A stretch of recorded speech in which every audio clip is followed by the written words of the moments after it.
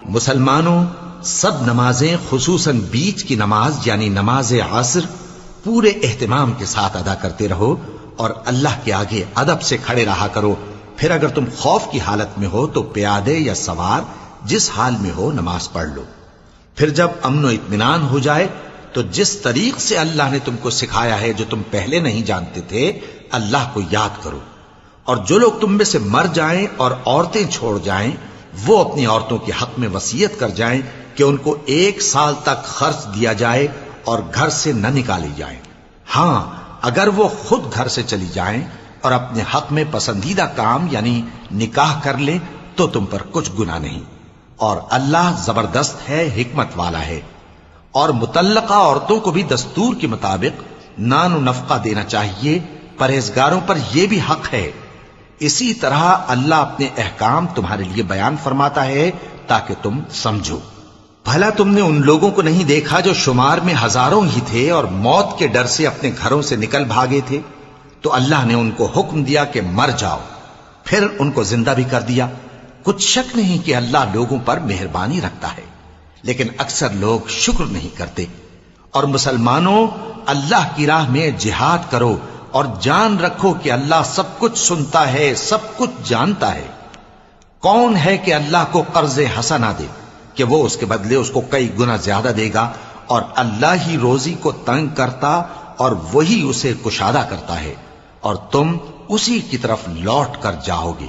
بھلا تم نے بنی اسرائیل کی ایک جماعت کو نہیں دیکھا جس نے موسیٰ کے بعد اپنے پیغمبر سے کہا کہ آپ ہمارے لیے ایک بادشاہ مقرر کر دیں تاکہ ہم اللہ کی راہ میں جہاد کریں؟ پیغمبر نے کہا کہ اگر تم کو جہاد کا حکم دیا جائے تو ایسا تو نہیں کہ لڑنے سے پہلو تہی کرو. وہ کہنے لگے کہ ہم اللہ کی راہ میں کیوں نہ لڑیں گے جبکہ ہم وطن سے خارج اور بال بچوں سے جدا کر دیے گئے. پھر جب ان کو جہاد کا حکم دیا گیا تو چند اشخاص کے سوا سب پھر گئے، اور اللہ ظالموں سے خوب واقف ہے. اور پیغمبر نے ان سے یہ بھی کہا کہ اللہ نے تم پر طالوت کو بادشاہ مقرر فرمایا ہے. وہ بولے کہ اسے ہم پر بادشاہی کا حق کیوں کر ہو سکتا ہے؟ اس سے بڑھ کر بادشاہی کے مستحق تو ہم ہیں، اور اس کے پاس تو بہت سی دولت بھی نہیں. پیغمبر نے کہا کہ اللہ نے اس کو تم پر فضیلت دی ہے اور بادشاہی کے لیے منتخب فرمایا ہے. اس نے اسے علم بھی بہت سا بخشا ہے اور تن و توش بھی بڑا عطا کیا ہے. اور اللہ کو اختیار ہے جسے چاہے بادشاہی بخشے، وہ بڑا کشائش والا ہے، دانا ہے. اور پیغمبر نے ان سے کہا کہ ان کی یعنی طالوت کی بادشاہی کی نشانی یہ ہے کہ تمہارے پاس وہ صندوق آئے گا جس کو فرشتے اٹھائے ہوئے ہوں گے. اس میں تمہارے پروردگار کی طرف سے تسلی بخشنے والی چیز ہوگی اور کچھ اور چیزیں بھی ہوں گی جو موسیٰ اور ہارون چھوڑ گئے تھے. اگر تم ایمان رکھتے ہو تو یہ تمہارے لیے ایک بڑی نشانی ہے.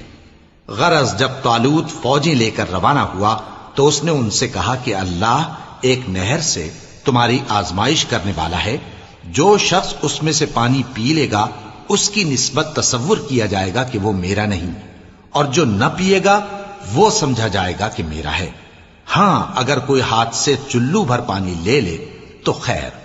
جب وہ لوگ نہر پر پہنچے تو چند آدمیوں کے سوا سب نے پانی پی لیا.